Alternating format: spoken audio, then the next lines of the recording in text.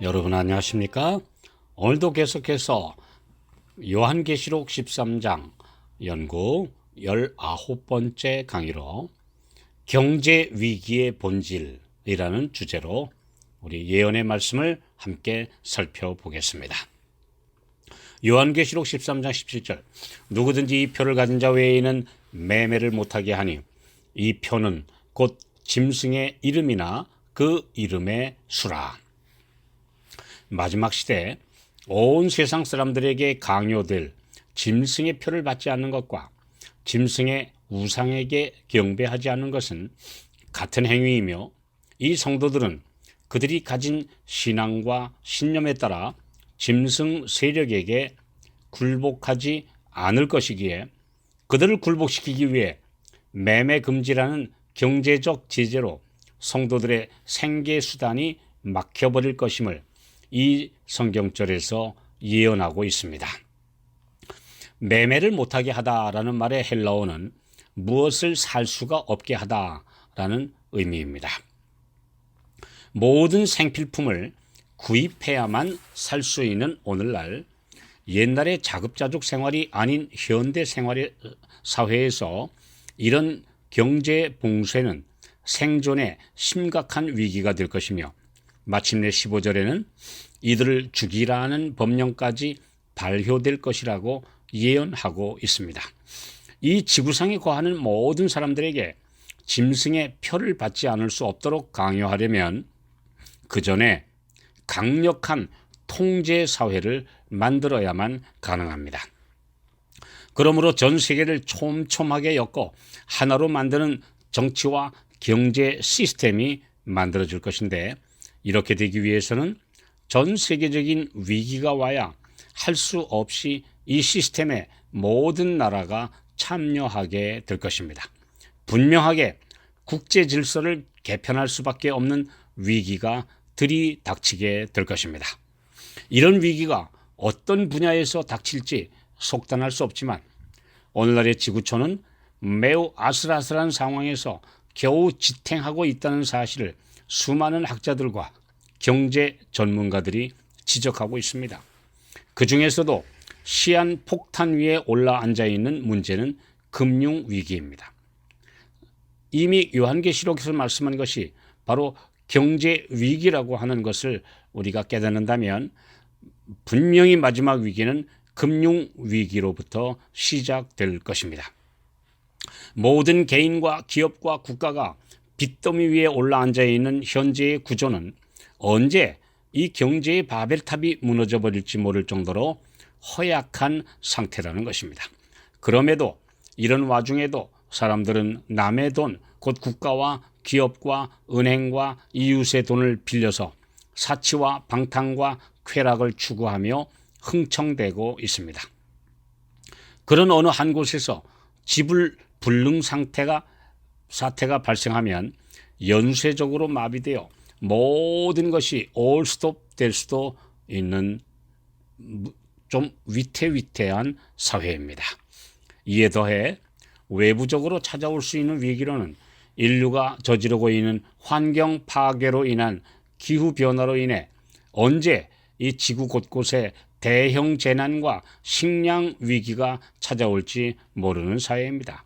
그로 인해 생존의 위기에 몰린 노동자들과 영세민들이 폭동과 사회 혼란을 일으킬지도 모르는 잠재적 위험 대상이며 이를 선동하는 이념의 대결 역시 한 번 터지면 걷잡을 수 없는 혼란에 빠져들게 될 것입니다.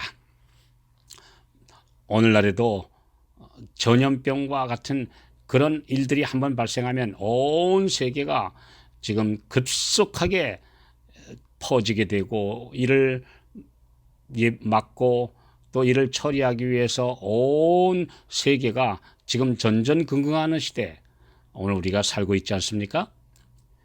또한 더 큰 문제는 이 지구상에서 하나님의 은혜를 거절하는 죄와 불신 풍조가 날로 심해지고 있기 때문에 하나님의 영에 제어하시는 감화가 사람들의 마음에서 거두어지고 있는 문제입니다.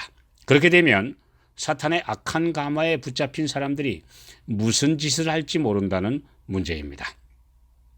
창세기 6장 3절 여호와께서 가라사대 나의 신이 영원히 사람과 함께하지 아니하리니 이는 그들이 육체가 됨이라. 지금 이 순간에도 제어하시는 하나님의 성령이 이 세상에서 점점 거두어지고 있습니다. 태풍, 쓰나미, 광풍, 화재와 홍수, 바다와 육지와 공중에서 일어나는 각종 사고와 재난들이 연이어서 발생하고 있습니다. 과학은 이 모든 것을 설명하려고 시도하지만 결과적인 현상만 이야기할 뿐입니다. 우리 주위에서 연달아 일어나는 징조들은 사실 성경 예언대로 이루어지고 있는 성취이며 예수 그리스도의 임박한 재림을 말해주고 있지만 사람들은 이런 진정한 원인을 모르거나 인정하지 않고 그냥 자연 현상으로 규정하려고 시도하는 것입니다.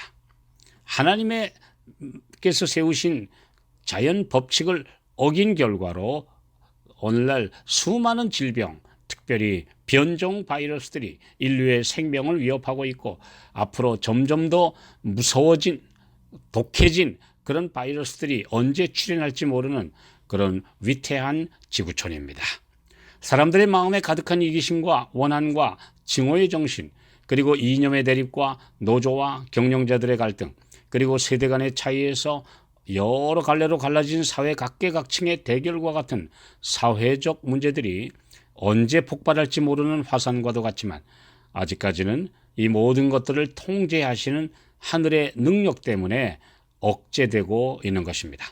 불안한 이 땅과 사회가 그동안 이 정도라도 평안하게 버틸 수 있는 것도 하나님의 종들의 이마에 인치기까지 사방에서 바람이 불지 못하도록 붙잡고 있는 천사들의 봉사이지만 사람들은 분별하지 못하고 있습니다.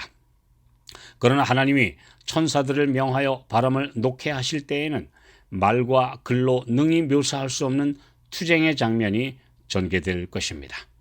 호세아 9장 12절 말씀. 내가 저희를 떠나는 때에는 저희에게 화가 미치리로다. 그럼에도 사람들은 로마서 1장 28절 마음에 하나님 두기를 싫어하므로 자신들의 정욕과 기호대로 온갖 범죄를 저지르고 있습니다. 소돔과 고모라의 최후 심판이 이르게 한 동성애와 같은 하나님이 극히 미워하시는 죄악들을 오늘날 인권이라는 미명으로 옹호하고 있습니다. 소돔과 고모라보다 한 수 더 떠서 동성애뿐 아니라 동성 결혼까지 합법화한 나라가 점점 늘어나고 있습니다. 짐승의 우상을 만든 정치, 종교의 지도자들은 경제 위기를 스스로 해결하기 위해 세계를 통제 사회로 만들 것이며 짐승의 표를 거부하는 성도들을 압박하고 굴복시키려 할 것입니다. 계시록에 예언된 대로 현재 가고 있는 이 시대입니다. 오늘 깨어서 시대의 징조를 분별하고 우리 주님의 오심을 위하여 또 주님께 전적으로 의지하고 사는 삶을 지금 살게 되시기를 축원합니다.